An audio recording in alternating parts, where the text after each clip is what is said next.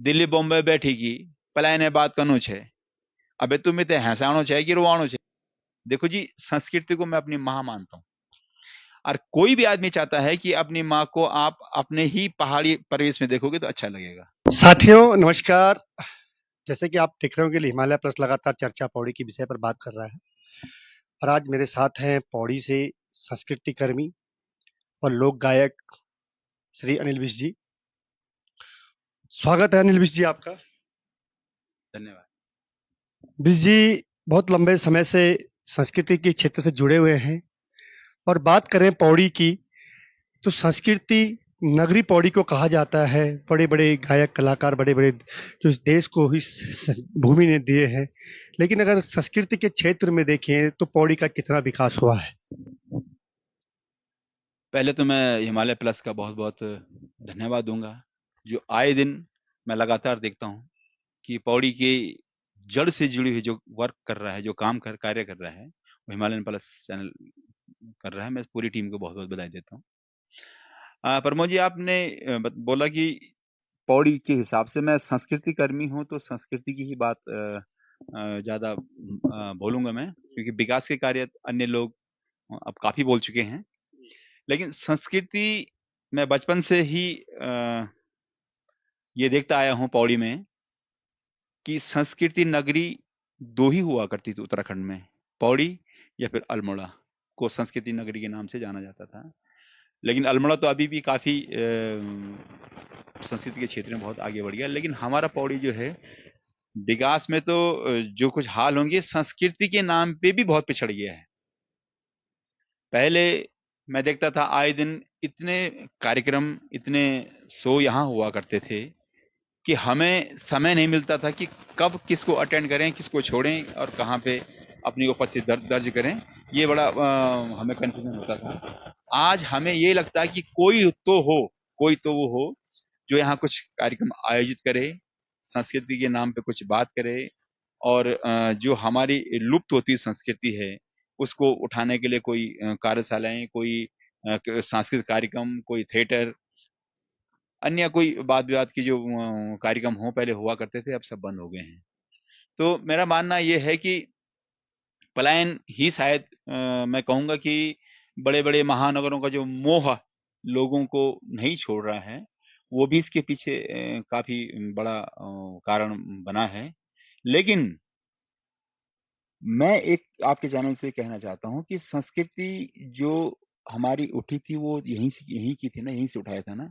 चलो ठीक है, धन कमाने के लिए कोई पलायन कर सकता है, लेकिन संस्कृति तो आपको यहीं से ही शुरू करनी पड़ेगी। अब मैं मुंबई में रह के और या दिल्ली में रह के, देहरादून में रह के पहाड़ की संस्कृति के लिए कैसे वर्क कर सकता हूँ? ये बहुत बड़ा सवाल है। क्योंकि एक मैं ये कविता सुन रहा था कि एक आदमी मुंबई से बहुत पलायन पे बहुत बड़ी डिबेट चल रही थी, तो वो भी अपने वो दे रहा था। मैंने फिर उनको बताया, मैंने यार एक मेरी गढ़ में एक कविता लिख ली बैठे हैं पर ये बोला, दिल्ली बॉम्बे बैठी की पलायने बात कनु छे। अबे तुम्हें ते हंसाणो छे कि रुवाणो छे। बताओ। तो ऐसे ही वो संस्कृति भी हो गई। तो उसमें आपने देखा होगा इसमें प्रमोद जी कि जो हमारे जो कल्चर है उसमें संस्कृति में वेस्टर्नलाइज ज्यादा हावी होने लग गया है। आपने आजकल ये गीत सुने होंगे, क्यों? वो उन्हीं महानगरों से इंस्पायर हो रखे हैं, पॉप म्यूजिक से, ये पॉप म्यूजिक से, हॉलीवुड बॉलीवुड के म्यूजिक से इंस्पायर हो के वो चाहते हैं कि हम जो कर रहे हैं, शायद हम लोग पुराने लोग हैं यार, ये कहाँ क्या गा रहा है, वो थड़े चौपला यार, झुमेलो झुमेलो, और हम जो कर रहे हैं वो शायद नया होगा। लेकिन ऐसे नहीं। देखो जी, संस्कृति को मैं अपनी माँ मानता हूँ, और कोई भी आदमी चाहता है कि अपनी माँ को आप अपने ही पहाड़ी परिवेश में देखोगे तो अच्छा लगेगा। अगर आप उसे जीन्स टॉप पहनाओगे तो कैसे लगेगी वो, आप सब खुद ही देख लीजिएगा। तो वही हमारी संस्कृति है। संस्कृति मीन्स मेरा ये नहीं कहना कि खाली नाचना गाना ही संस्कृति है। पहनावा भी आपका होना चाहिए, आपके संस्कार जो घर के हैं। अब देखो, मैं आप बताऊं, छोटी सी बात है, सास ससुर का रिश्ता खत्म हो गया है। तो संस्कृति के कई क्षेत्र हैं, कई वो हैं, जैसे हमारा मैं बताया कि नाचना गाना ये कोई संस्कृति नहीं है। इसमें बहुत सारे आते आपके संस्कार हैं, आपके जो मैंने बताया कि नाते रिश्ते हैं, उनको सब धीरे धीरे खत्म होते जा रहे हैं। अगर मैं कहता हूँ कि कोई बहू या बेटी जो भी है, अगर वो कहीं किसी से परिचय कराती है, उसके सास ससुर भी खड़े हैं और अपने मम्मी पापा भी खड़े हैं, तो क्या बताएगी ये कौन है, मेरे मम्मी पापा, ये मम्मी पापा। ये बड़ी हास्यप्रद बात हो जाती है कई बार। तो ये भी संस्कृति का एक अंग है।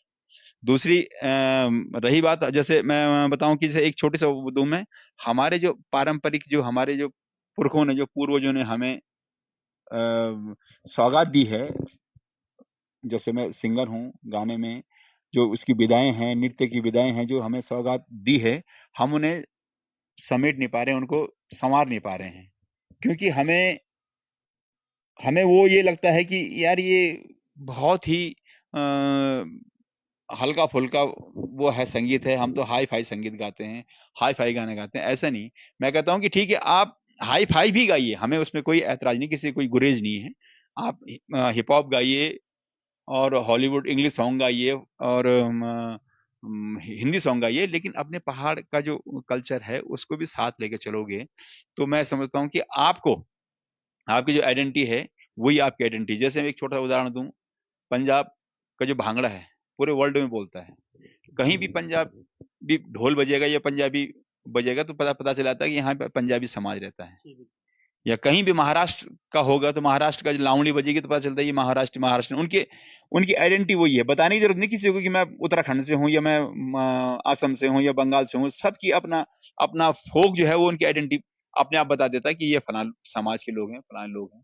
तो हमारा ये था पौड़ी से, जो मैं मेन बात हम पौड़ी की कर रहे थे, पौड़ी में जो हमें, मेरा काफी मन ये था कि ऐसे भी जैसे कुछ आयोजन जैसे पहले हुआ करते थे, कई यहाँ से कभी निकले हैं सिंगर, आप जानते हो सारे नेशनल लेवल के सिंगर, आदरणीय गढ़रत्न नरेंद्र सिंह नेगी जी, घन्ना भाई जी, उससे पहले जीत सिंह नेगी जी, जिन्होंने स्टार्टिंग दौर पे यहाँ पौड़ी से शुरू किया है, बकरोला जी, राही जी, और कई रंगीला जी, कई लोगों के मैं नाम बताऊं आपको, अनुराधा निराला यहाँ पौड़ी से हैं, मीना राणा पौड़ी से हैं, और कल्पना चौहान पौड़ी से हैं, रायन चौहान पौड़ी से हैं, मैं स्वयं पौड़ी से हूँ। इतने कलाकारों की हमने, कई कलाकारों में नाम भी नहीं ले पा रहा हूँ जो उस बीबीसी में अनाउंसर थे, देवकिन्नर पांडे जी, वो पौड़ी डिस्ट्रिक्ट से हैं। तो कई ऐसे बड़े बड़े हमारे कलाकार इस नगरी ने दिए हैं, वो इस डिस्ट्रिक्ट ने दिए हैं। तो मैं, यही मेरा अनुरोध रहेगा कि जैसे हम नए उससे, क्योंकि देखो सरकार को इससे कोई इंटरेस्ट होता नहीं, साबर सीधी बात क्यों, उनको जहां फायदा होता है वो वहीं पे ज्यादा अपना ध्यान केंद्रित करते हैं। उनको नाचने गाने की जरूरत तब पड़ती है जब कोई वोट मांगने जाना हो, कहीं पे भीड़ इकट्ठी करनी हो, तब उन कलाकारों की जरूरत पड़ती है। लेकिन मैं कलाकारों से निवेदन है कि इसमें अपने आप को आप आलू ना बने कि हर जगह आप फिट हो जाएं। इस चीज जैसे हमसे बात करें कि आप देखें कि पौड़ी में किस प्रकार से जो हमारी संस्कृति थी, इसको किस प्रकार से, जो पौड़ी की रौनक थी, जो पौड़ी का कल्चर तक कैसे वापस आ सकता इसके जैसे मैंने आपको अभी बताया कि कोई भव्य सेमिनार, जैसे कार्यशाला लगती हैं, सेमिनार लगते हैं, जैसे मैं बताऊं आपको, नॉर्थ जोन कल्चर सेंटर है जो दिल्ली में है, वो हर 6 महीने में एक सेमिनार आयोजित करता है, अलग अलग फील्ड में अलग जाके वो सारे कल्चर को। जैसे मैं एक उसका उदाहरण दूं आपको, जैसे नॉर्थ जोन का कोई कार्यक्रम हो गया, वो यहाँ कार्यक्रम करता है, एक हफ्ते के कार्यक्रम करता है, तो वो अन्य प्रदेशों की टीम भी बुलाता है और इस प्रदेश की टीम को भी रखता है।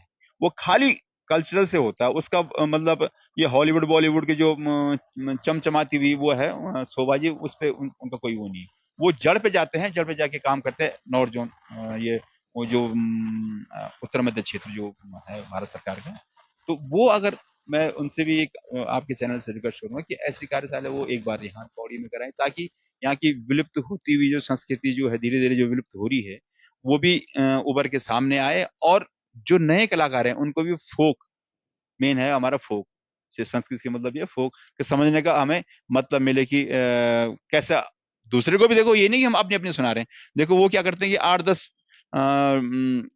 परदेश से टीम में बुला देते हैं, उनका फोक भी आपको दिखाएंगे और आपका फोक भी उनको दिखाएंगे। मैं सोशल मीडिया पे देख रहा हूँ लगातार गढ़वाली गानों के उसमें एक फुहड़ तब का डांस शुरू हो गया है। केवल गढ़वाली गाने हम यूज कर रहे हैं और उसमें जो उसके परिदृश्य दिखा रहे हैं वो कहीं ना कहीं बिल्कुल डिफरेंट होता है, बिल्कुल अलग होता है उसको, मतलब बिल्कुल जैसे फुहड़ता जैसे बोलते हैं। नहीं, मतलब लगता है आपको कि कम से कम इससे छेड़छाड़ हो रही है हमारी? वही वही बात, ये बात खंडूड़ी जी, मैंने आपको पहले भी बताया था कि हम लोग क्या है कि कल्चर को अपनी माँ समझते हैं।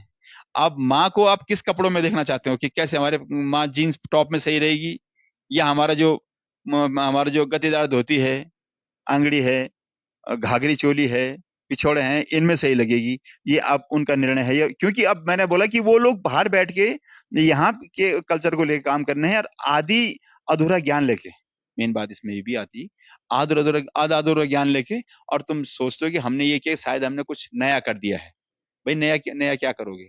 मैं ये कहता हूँ, अगर हर दिन अगर सूरज उग रहा है, चंद्रमा उग रहा है, अगर ये सूरज भी कल बोले यार आज मैं नया उगूंगा जी, आज तो जो मेरा कलर होगा हरा होगा जी, आज पीला होगा, तो कैसे लगेगा आप बताओ? ये नहीं है ना, क्योंकि हम जो हमें हमारे ब्लड में है या जो हमारे संस्कारों में है, हम उसे चेंज नहीं कर सकते। बिज जी, जैसे कि भारत खंडे संगीत महाविद्यालय यहाँ पे खुला हुआ है, इसमें कितने सब्जेक्ट हैं और कितने बच्चे इसमें इंटरेस्टेड हैं कि जो अपने संगीत को और शास्त्रीय संगीत को सीखने के लिए यहाँ पे रुचि रखते हैं? हमारे विद्यालय में 4 संकाय यहाँ खुले हैं। एक शास्त्रीय गायन संकाय, एक तबला संकाय, एक लोक नृत्य संकाय, और एक सितार संकाय। 4 संकाय के यहाँ हैं। अभी हमारे पास 165 बच्चे यहाँ शिक्षा ले रहे हैं। हमारे यहाँ विशारद का जो डिग्री है वो मिलती है। विशारद समकक्ष बीए के मानी जाती है। तो इसमें हमारे यहाँ के से बच्चे काफी आते हैं। तो हमारे 6 साल का ये डिप्लोमा है, और इसमें सारे बच्चे शास्त्रीय वाले भी हैं और फोक वाले भी हैं, सारे में। जी, अगर बात करें तो मेरे को लगता है कि बहुत कम संख्या हम इसको मानेंगे, क्योंकि ये संस्कृति नगरी है और आजकल के बच्चों का इसमें इंटरेस्ट नहीं बढ़ रहा है। सही बात है, सही कह रहे हैं आप, क्योंकि जिस हिसाब से संस्कृत नगरी है, तो कम से कम इसमें 400-500 छात्र तो हम भी उम्मीद रखते थे, इतने कम से कम इतने छात्र तो होने ही चाहिए थे। लेकिन वही बात आई ना कि सारे लोग जो है 12वीं पास करने के बाद अपने बच्चों को चाहते हैं कि हमारा बच्चा यहाँ से बड़े महानगरों में पलायन कर जाए। तो एक कारण हम ये भी मानते हैं, तो इसलिए भी यहाँ के हमारी संख्या पे थोड़ा कमी आई है। ये थे हमारे साथ अनिल बिज जी, जो भारत खंडे संगीत महाविद्यालय के प्राचार्य भी हैं और गढ़वाली गायक भी हैं और यहाँ के संस्कृति कर्मी भी हैं। उनका भी मानना है कि पौड़ी को जिस स्तर पर होना चाहिए था, वो पौड़ी को सम्मान आज तक संस्कृति के क्षेत्र में नहीं मिल पाया है। हिमालय प्लस के लिए मैं पौड़ी से प्रमोद खंडूड़ी।